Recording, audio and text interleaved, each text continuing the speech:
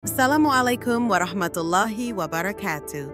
Selamat datang di channel Cerita Mengubah Hidup, tempat di mana kisah hidup yang tersembunyi, penuh rahasia dan luka batin, akhirnya terungkap. Hari ini saya akan mengajak Anda menyelami sebuah cerita yang tidak hanya mengguncang hati, tapi juga menggoyahkan logika. Bayangkan, seorang wanita parubaya datang membawa senyum manis dan koper kecil. Namun di balik kelembutannya tersembunyi cinta terlarang yang bisa menghancurkan sebuah keluarga. Cinta yang tidak seharusnya tumbuh, namun tetap bertahan, diam-diam, di antara malam-malam yang sunyi. Apa yang sebenarnya terjadi di balik pintu rumah yang terlihat damai? Mari kita mulai kisahnya dengan hati yang terbuka dan pikiran yang tak menghakimi. Setelah kematian suaminya, Dewi Kartika datang membawa koper kecil dan tas jinjing bermotif bunga. Usianya sudah lebih dari 50, tapi tubuhnya masih segar dan terawat.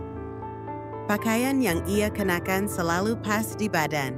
Lipstik merah tak pernah absen dari bibirnya, dan aroma parfumnya bisa bertahan seharian di dalam rumah. Raka menyambut ibunya dengan senyum hangat, memeluknya di depan pintu. "Ibu tinggal di sini aja ya, biar nggak sendirian," katanya waktu itu. Sinta, istri Raka, juga tak menolak. Meski sempat canggung, ia berusaha bersikap ramah. "Ibu bagian dari keluarga ini, tentu boleh tinggal," katanya pelan, dengan senyum yang dipaksakan.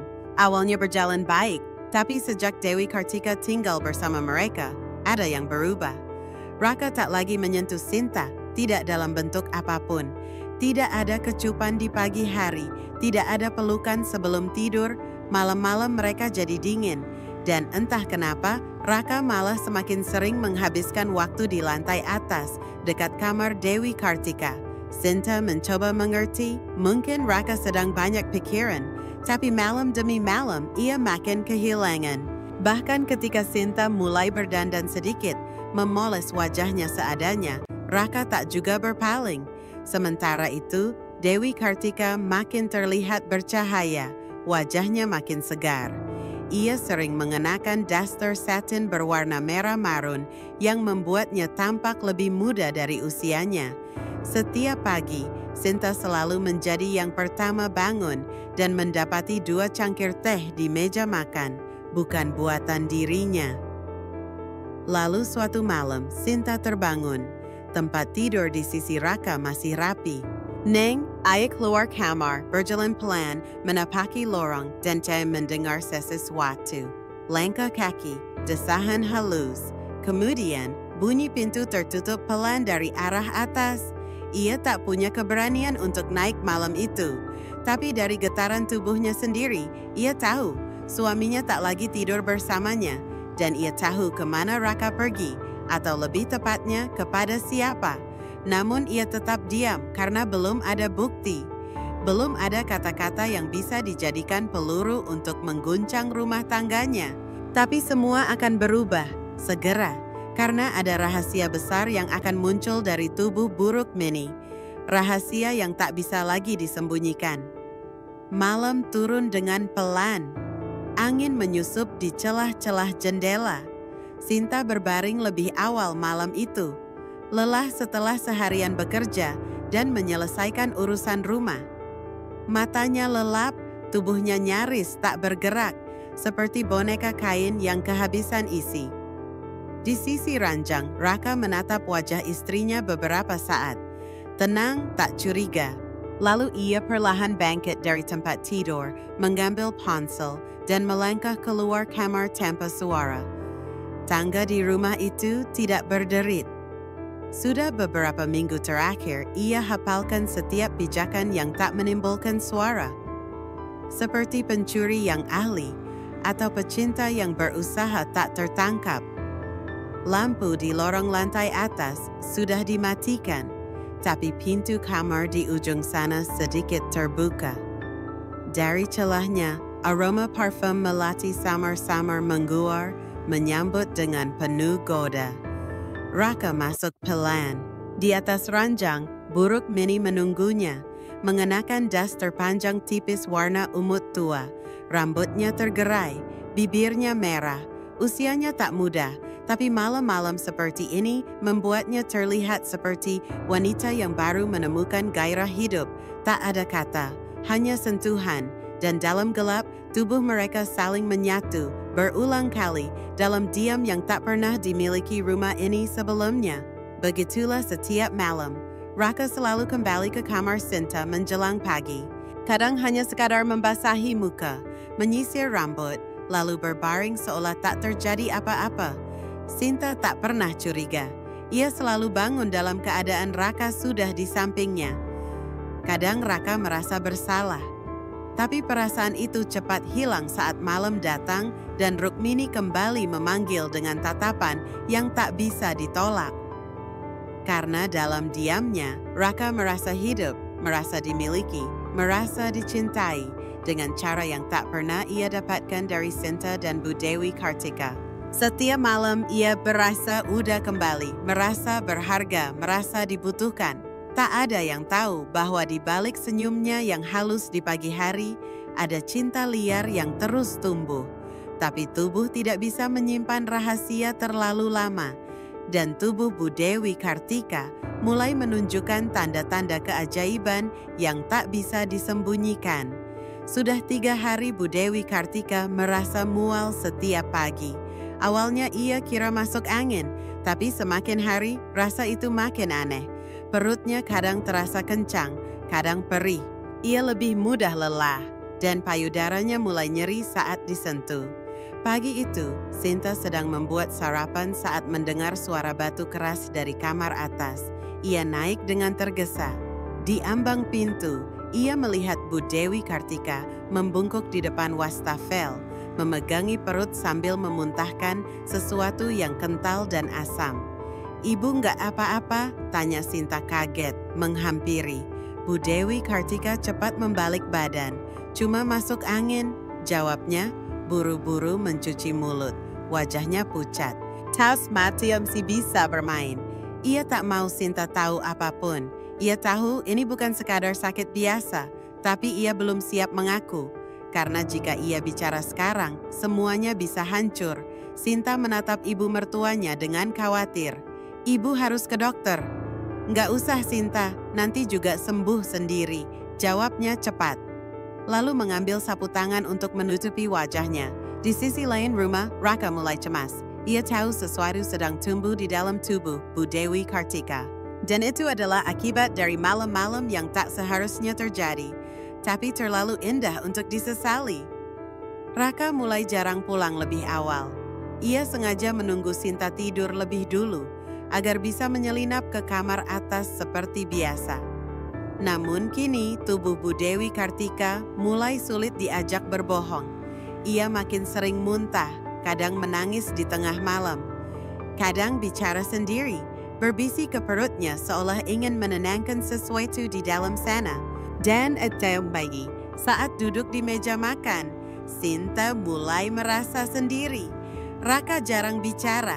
Ibu mertuanya makin sering melamun. Ia merasa ada yang ganjil, tapi belum tahu apa. Sampai suatu malam, ketika Sinta terbangun karena kehausan, ia menoleh ke sisi tempat tidur. Kosong, dingin.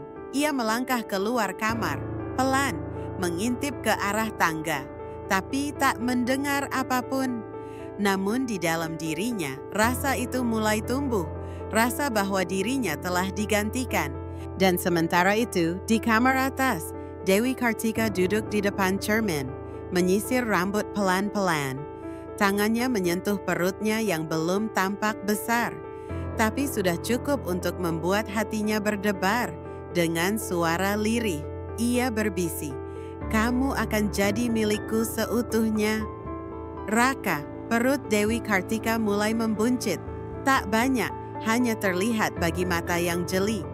Tapi cukup untuk membuat Raka sulit tidur. "Kenapa nggak bilang ajak Sinta?" tanya Raka suatu malam.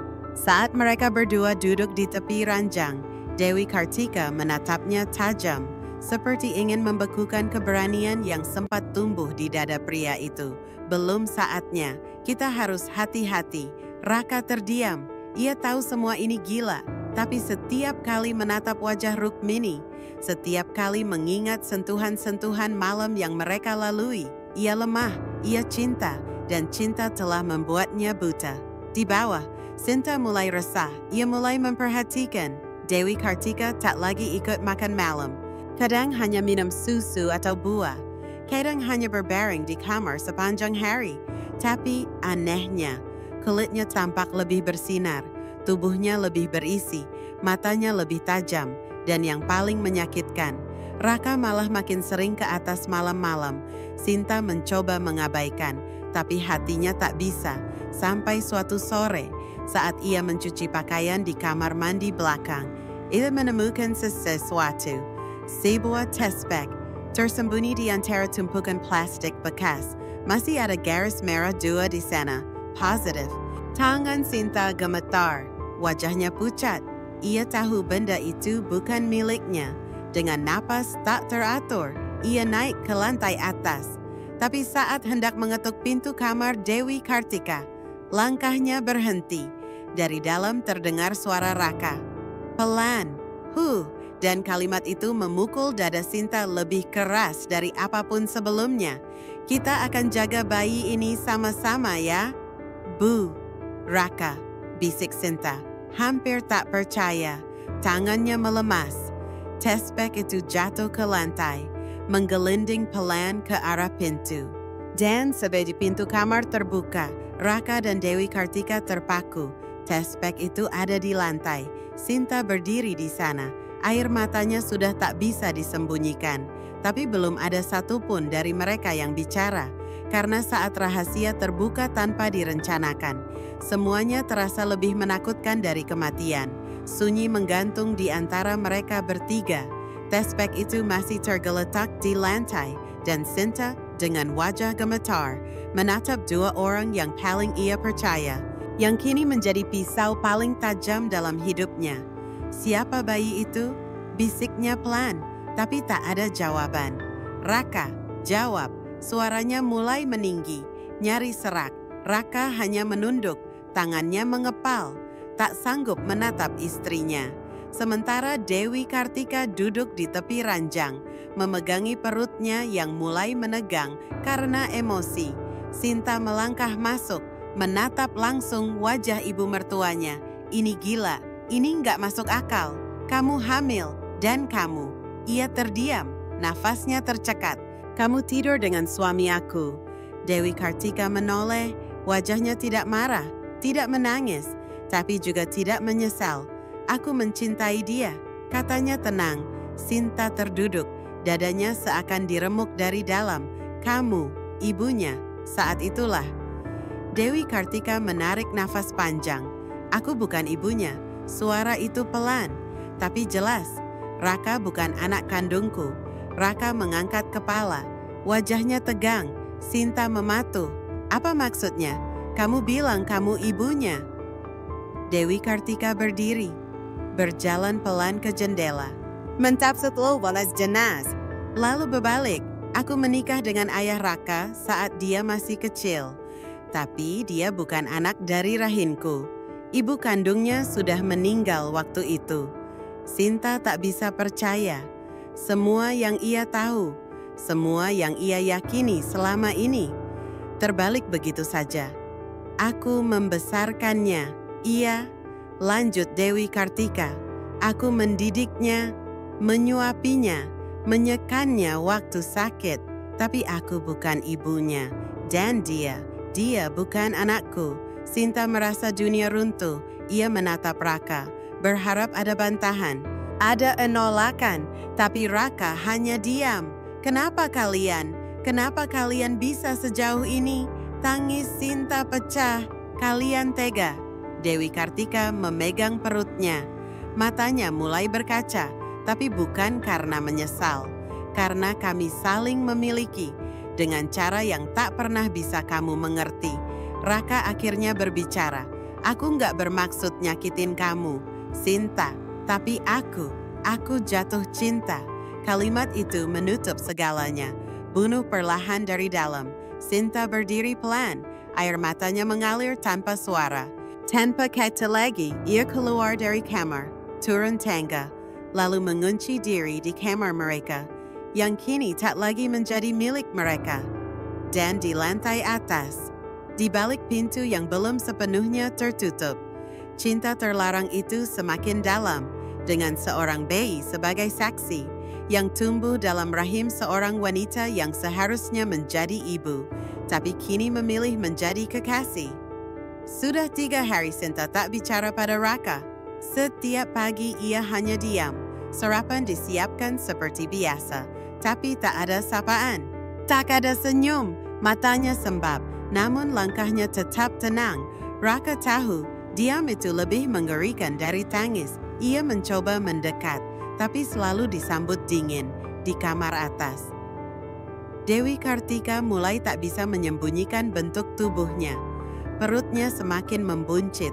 Ia jarang keluar kamar, tak lagi duduk di teras seperti dulu. Kini, tiap hari ia hanya menunggu malam.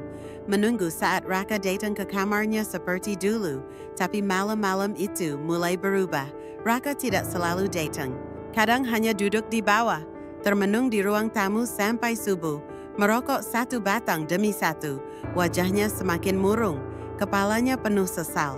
Tapi hatinya terlalu dalam mencintai untuk bisa mundur begitu saja. Sinta mulai mencari tahu. Ia mendatangi saudara Raka, bertanya tentang masa kecilnya, tentang ibunya, dan semuanya mulai masuk akal. Seorang kerabat lama berkata, ibu kandung Raka meninggal waktu dia umur 3 tahun. Ayahnya nikah lagi sama Dewi Kartika. Waktu itu baru pindahan dari luar kota. Sinta menahan nafas. Tangannya bergetar. Ia pulang ke rumah, masuk kamar, mengunci pintu, lalu menangis sepuasnya. Bukan karena marah, tapi karena merasa bodoh. Selama ini, ia menjaga rumah, menjaga suami, menjaga ibu mertua. Sementara mereka menyembunyikan rahasia yang begitu keji di atas atap yang sama.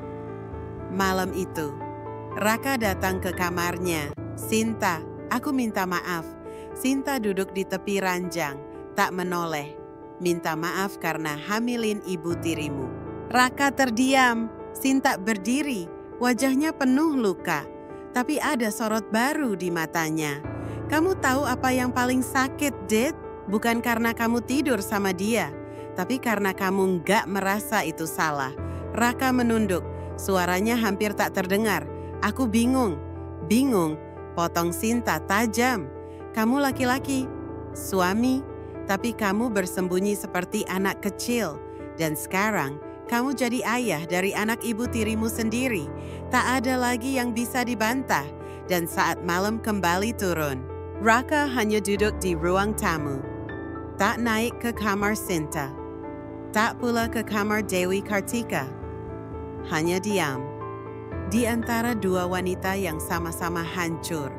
Dan rumah yang tak lagi bisa disebut sebagai tempat pulang. Dewi Kartika duduk di depan cermin, menyisir rambutnya dengan pelan. Wajahnya masih cantik. Make up masih utuh. Gincu merah masih segar. Tapi hatinya mulai merasa resah karena malam ini Raka tak datang lagi. Sudah 4 malam. Biasanya, setelah semua tidur, langkah Raka akan terdengar di tangga. Ia akan masuk dengan pelan, duduk di tepi ranjang, menyentuh perut Dewi Kartika dengan lembut. Tapi sekarang, yang datang hanyalah angin malam dan bayangan-bayangan yang membuat dadanya sesak. Ia memejamkan mata, menahan air mata yang mulai muncul. Kenapa kau menjauh, Dit? Sementara itu, di kamar bawah, Raka termenung. Sinta tak mengusirnya, tapi juga tak mengajaknya bicara. Mereka kena hidup seperti 2 orang asing yang kebetulan tinggal di rumah yang sama. Namun malam itu, Sinta melakukan sesuatu yang tak terduga. Ia keluar dari kamar, mengenakan gamis putih sederhana, tanpa makeup, tapi wajahnya tampak bersih dan tegas. Ia mendekati Raka yang duduk di sofa. Kamu masih cinta sama aku? Tanyanya tiba-tiba. Raka terkejut. Sinta, jawab. Tegasnya, Raka menatap wajah istrinya. Tak ada kelembutan di sana, tapi juga tak ada kebencian. Hanya luka yang sudah terlalu lama dibiarkan terbuka. Aku bingung, jawab Raka lirih. Sinta menarik napas panjang, lalu mengangguk pelan. Kalau begitu, mulai malam ini, aku bukan lagi istri yang kamu tinggalin tanpa kata. Aku akan jadi perempuan yang berdiri, yang melawan. Raka hendak bicara, tapi Sinta sudah kembali ke kamar. Tak menangis, tak berteriak, tapi ketegasannya menghantam lebih keras dari semua amarah. Dan di lantai atas, Dewi Kartika masih duduk sendiri, tangan di atas perut, mata terwangju. Ia tahu, Raka Gulaiban jauh, dan jika ia tak segera bertindak, semuanya akan terlepas. Dalam hati, ia berbisik, aku harus mengikat dia sebelum semuanya terlambat. Malam itu, Sinta tidak tidur. Ia hanya duduk di depan cermin, menatap bayangannya sendiri. Sudah lama ia merasa kehilangan dirinya. Sejak malam-malam sunyi tanpa Raka. Sejak langkah-langkah pelan di tangga yang ia pura-pura tidak dengar. Sejak tubuhnya tak lagi disentuh dan hatinya tak lagi dianggap. Tapi malam ini berbeda. Ia sudah bersiap, sementara di kamar atas. Dewi Kartika kembali mengenakan gaun tidur sutra warna merah tua. Wajahnya dipoles sempurna, bibirnya merah ranum. Ia berdiri di depan ranjang, mengelus perutnya perlahan. Anakku, malam ini kita kunci dia. Raka akhirnya datang. Diam, langkahnya berat, tapi ia tetap masuk ke kamar itu. Mereka duduk berdampingan di ranjang. Dewi Kartika menyandarkan kepalanya di bahu Raka, lalu berkata lirih, "Aku ingin kita punya rumah sendiri, jauh dari sini. Kamu, aku, dan bayi ini." Raka tidak menjawab. Dewi Kartika menggenggam tangannya erat. "Dan aku juga ingin kita menikah secara sah." Raka langsung menoleh. "Menikah? Kenapa tidak?" Dewi Kartika tersenyum. "Kita bukan seperti yang orang kira. Aku bukan ibu kandungmu, Dit. Kamu anak dari istri pertama suamiku. Aku cuma wanita yang datang belakangan dan mencintaimu sejak kamu tumbuh jadi lelaki." Raka membatu. Jantungnya berdetak makin kencang. "Aku mencintaimu bukan karena kamu suamiku, tapi karena kamu pria yang sejak lama kupandangi." "Dalam diam," bisik Dewi Kartika sambil mengusap dada Raka. Itulah malam pertama Bu Dewi Kartika mengucap bahwa Raka bukan anak kandungnya. Tapi ia belum sadar. Seseorang mendengar karena tepat di luar pintu. Dalam gelap lorong lantai atas, Sinta berdiri, wajahnya pucat, matanya basah. Tangannya menggenggam surat yang baru sore tadi ia temukan di lemari tua milik almarhum ayah Raka. Surat warisan, surat perwalian, dan di sana tertulis jelas, Raka anak dari Ratna, istri pertama. Dewi Kartika hanya istri kedua dan bukan ibu kandung. Sinta menunduk, air matanya jatuh. Jadi itu alasan mereka merasa tidak berdosa. Dan sekarang mereka sedang bersiap menikah. Tapi Sinta tidak akan diam. Tidak lagi pagi itu. Rumah terasa lebih dingin dari biasanya. Bu Dewi Kartika baru saja selesai berdandan. Lipstik merah darah masih basah di bibirnya. Gaun tidur yang ketat menonjolkan perutnya yang mulai membuncit. Ia memandang dirinya di cermin dan tersenyum puas. "Anak ini akan menyatukan aku dan Raka sepenuhnya," bisiknya. Raka masih di kamar atas. Lelah, tertekan, tapi tidak cukup kuat untuk menjauh dari pelukan Bu Dewi Kartika. Malam demi malam, ia menyerah pada tubuh perempuan yang selama ini ia panggil ibu. Perempuan yang kini mengandung anaknya. Namun pagi itu, langkah kaki terdengar dari luar. Pintu rumah terbuka. Sinta masuk dengan wajah yang tak lagi lemah. Tak ada air mata, tak ada tanya, hanya ketenangan yang menakutkan. Di tangannya ada sebuah map merah. Bu Dewi Kartika muncul dari ruang makan. Terkejut. "Sinta, dari mana kamu?" Sinta tak menjawab. Ia hanya menatap tajam ke arah Raka yang mulai turun dari lantai atas. Wajahnya pucat. "Aku tidak akan teriak," kata Sinta pelan. "Aku tidak akan marah, tapi aku tidak sebodoh yang kalian kira." Ia meletakkan map merah itu di meja. "Buka." Sekarang Raka membuka map itu dengan tangan gemetar. Surat cerai, lengkap dengan tanda tangan Sinta. "Sudah ku tanda tangani," ucap Sinta tegas. "Tinggal kamu." Raka menatapnya, kaget. "Sinta, aku." "Kamu enggak perlu kasih alasan," potong Sinta. "Aku istrimu, tapi kamu tidur dengan ibumu sendiri." Ia menatap ke arah Bu Dewi Kartika. "Walau sekarang aku tahu, dia bukan ibu kandungmu." "Tidak boleh menjijikan." Dewi Kartika mencoba mendekat. "Sinta, kamu salah paham. Cukup." Sinta mundur setapak. "Kalian tidur setiap malam saat aku tertidur. Kalian pikir aku tidak tahu? Aku tahu sejak lama. Tapi aku ingin lihat, seberapa jauh kalian berani." Ia kembali menatap Raka. "Aku tidak bisa memaksamu mencintaiku, tapi aku juga tidak akan tinggal di rumah ini dan pura-pura tidak tahu apa-apa." Tangannya menunjuk kertas itu. Tanda tangani. Sekarang, Raka menunduk. Tak ada lagi yang bisa dibela. Ia tahu, cinta yang ia pilih adalah kesalahan, tapi sudah terlalu dalam untuk kembali. Tangannya mengambil pulpen dan di bawah tanda tangan Sinta, ia menulis namanya sendiri. Dengan satu tarikan pina, semua berakhir. Sinta mengambil kembali map itu. Ia menatap mereka berdua terakhir kalinya. "Kalian bisa tinggal di rumah ini, tapi mulai hari ini, bukan lagi bersamaku. Selamat menikmati bayi hasil perzinahan kalian." Lalu ia melangkah pergi, tanpa menoleh. Dan pintu pun tertutup, tapi luka yang tertinggal terbuka selamanya. Setahun telah berlalu sejak Sinta menutup pintu rumah itu untuk terakhir kalinya. Desa mulai terbiasa dengan pemandangan yang dulu dianggap aib. Raka dan Dewi Kartika berjalan bersama. Tangan mereka saling menggenggam, dan seorang bayi mungil di gendongan. Anak laki-laki dengan mata tajam dan kulit secerah ibunya. Namanya Kenzo. Rumor perlahan memudar. Orang-orang sudah lelah membicarakan masa lalu, dan kini Imrek hanya tengkol Raka dan Dewi Kartika sebagai pasangan yang ditakdirkan meski aneh awalnya. Pernikahan mereka dilangsungkan sederhana, tanpa pesta besar. Raka mengenakan kemeja putih, Dewi Kartika dengan kebaya ungu tua yang memperlihatkan kecantikannya yang tetap terjaga. Raka mulai tersenyum lagi. Di matanya ada rasa syukur yang baru.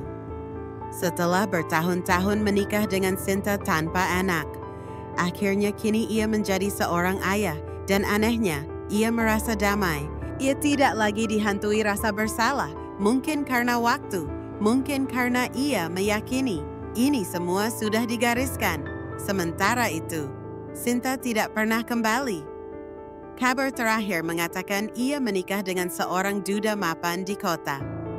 Laki-laki beranak satu, pengusaha batu bara yang dikenal santun.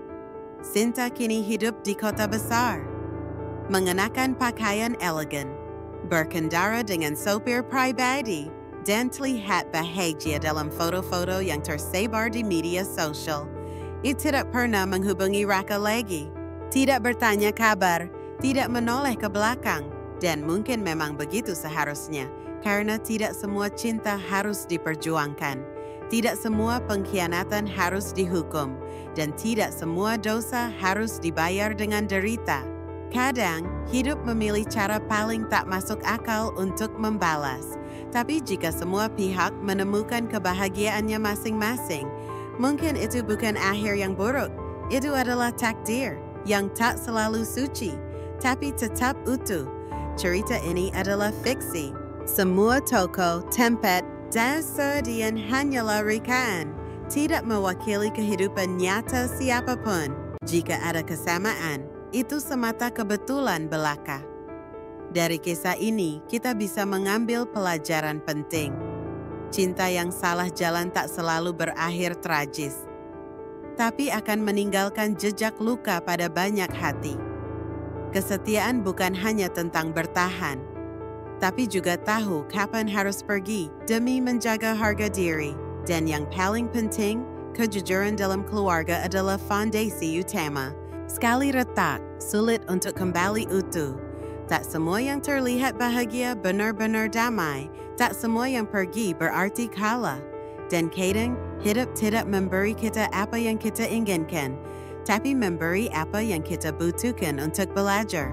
Itulah senyat yang menyisakan luka di banyak hati, tentang cinta yang salah arah, tentang pengkhianatan yang dibungkus dengan senyum, dan tentang keberanian seorang wanita bernama Sinta yang memilih pergi bukan karena lemah, tapi karena ia sadar harga diri lebih penting dari mempertahankan sesuatu yang sudah rusak. Dari cerita ini, kita belajar satu hal. Tak semua cinta harus diperjuangkan dan tak semua pengorbanan harus dibalas. Kadang, pergilah meta tertinggi dari mencintai diri sendiri. Jika kisah ini menyentuh hati Anda, jangan lupa untuk like, subscribe, dan share kepada orang-orang terdekat. Karena setiap cerita mungkin sedang terjadi di sekitar kita. Sampai jumpa di kisah berikutnya, hanya di Kisah Tanpa Naskah.